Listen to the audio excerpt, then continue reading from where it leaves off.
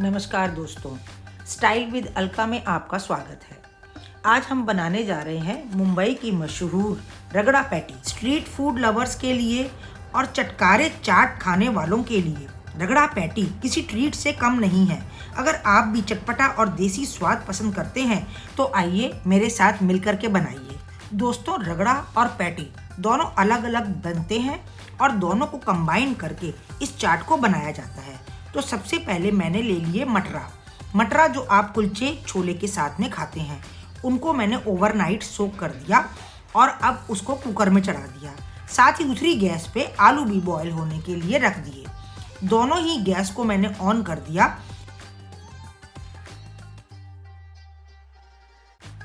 मटरा उबालने के लिए इसके अंदर नमक जरूर डाल दें और बस 2-3 सीटी इसमें लगा दें और 1 सीटी सिम करके भी लगा दें।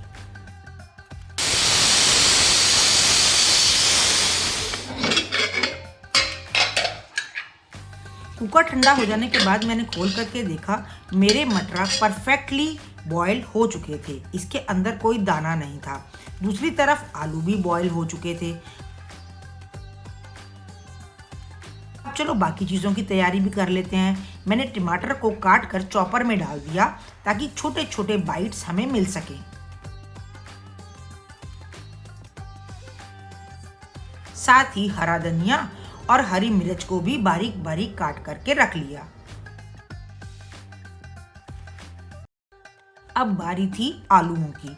आलूओं को छीला और उनको ग्रेटर से ग्रेट कर लिया ताकि उनकी पैटीज बनाई जाए। इसमें कोई गांठ नहीं रहनी चाहिए। अब इसमें डाला नमक, उसके बाद में लाल मिर्च और थोड़ी सी हल्दी। जी हाँ, इस पैटी में हल्दी भी डलती है। चटपटे स्वाद के लिए चाट मसाला, बारीक कटा हरा धनिया और बारीक कटी हुई हरी मिर्च भी इसमें डाल दी। क्योंकि यह सिर्फ आलू की ही पैटी बन रही है तो यह चिपके ना, इसलिए मैंने कॉर्नफ्लोर का प्रयोग करा।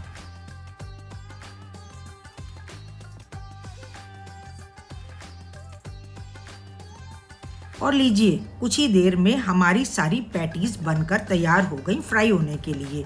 इसको शैलो फ्राई करना है, डीप फ्राई नहीं। दोस्तों, यहाँ पर आपके लिए एक टिप है कि रगड़ा पैटीज में ये जो पैटीज बनती हैं ये टिक्की की तरह से कुरकुरी नहीं होती, ये सॉफ्ट ही बनाई जाती हैं।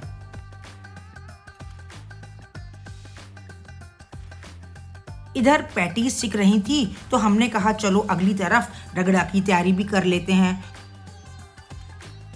तो बाउल में पैटीज के हिसाब से उबला हुआ डाला रगड़ा और उसमें डाला लाल मिर्च, चाट मसाला और मटरा मसाला यदि आपके पास अवेलेबल है तो, नहीं तो ये बाजार में आराम से मिल जाता है, नहीं तो अपने घर के मसाले भी आप डाल सकते हैं।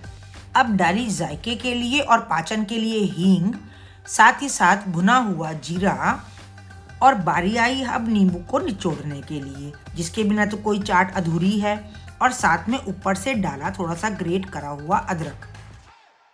चाट को और चटपटी बनाने के लिए थोड़ी सी कटी हुई हरी मिर्च, हरा धनिया, काला नमक, यह सब चीजें भी डाल दी।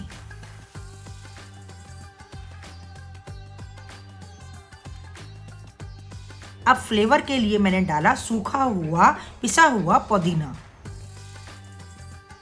अब बारी आ गई असली इंग्रेडिएंट की, जो था तीखी हरी चटनी का, जिसके अंदर मैंने भर भर के पुदीना, धनिया, हरी मिर्च, नींबू, हींग डाल रखा था। लो जी, अपना रगड़ा तैयार हो गया। अब जरा बन रही पैटीज की भी ऊपर नजर डाली जाए। लो जी, ये भी हमारी एक तरफ से सिक चुकी थी। अलट पलट करके मैंने दूसरी तरफ पलटा दिया ताकि दूसरी तरफ से भी सिक जाए, पर करारी नहीं करनी है। पैटीज भी लगभग तैयार हो चुकी थी तो बस मेरी चटनियाँ भी, मीठी चटनी सौंठ वाली और हरी चटनी, वह भी दोनों तैयार थी। चलो अब असेंबल करने के लिए पैटीज को निकालते हैं। बस सबसे पहले मैंने रखी गर्मा गर्म आलू की टिक्की यानी कि अपनी पैटी, और फिर डाला मसालेदार मटरा यानी कि रगड़ा। भाई, इन दोनों का कॉम्बिनेशन दिल खुश कर देता है। भर भर के डाला मैंने रगड़ा और अब बारी थी और चीज़ों। सबसे पहले डली तीखी हरी चटनी, जो कि इसके स्वाद को 100 गुना कर देगी। और अब बारी थी इमली की चटनी की, जो खट्टी मीठी तीखी बनी हुई थी। ऊपर से मैंने छिड़क दिया भुना हुआ जीरा। और उसके बाद बारी आई काला नमक की और लाल मिर्च की। और ऊपर से मैंने थोड़ा सा नींबू की बूंदें भी टपका दी। तो जो टमाटर छोटे छोटे काटे थे उनको मैंने इसके ऊपर डाल दिया, साथ ही बारीक कटा हुआ हरा धनिया और छोटी छोटी बारीक कटी हुई हरी मिर्च। साथ ही इसके ऊपर जायके को और बढ़ाने के लिए जिंजर जूलियंस यानी अदरक की कतरें और साथ में चुकंदर के कतरे भी मैंने डाल दिए। और अब बारी थी ऊपर से कुरकुरी सेव डालने की, जो कि भेलपूरी में डाली जाती है। बस दोस्तों, क्या खुशबू आ रही थी, मेरे से रुका नहीं जा रहा था।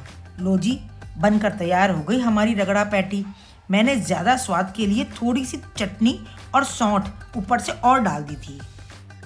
बस दोस्तों, क्या बताऊं, इतनी बढ़िया खुशबू आ रही थी कि जैसे ही पहली बाइट ली, मसालों का शानदार फ्लेवर मेरे मुंह में घुल गया। स्ट्रीट फूड लवर्स के लिए ये कोई ट्रीट से कम नहीं है। अगर आप भी चटपटा और देसी स्वाद पसंद करते हैं तो यह जरूर ट्राई करें और मुझे कमेंट बॉक्स में लिखकर जरूर बताएं कि यह आपको कैसा लगा।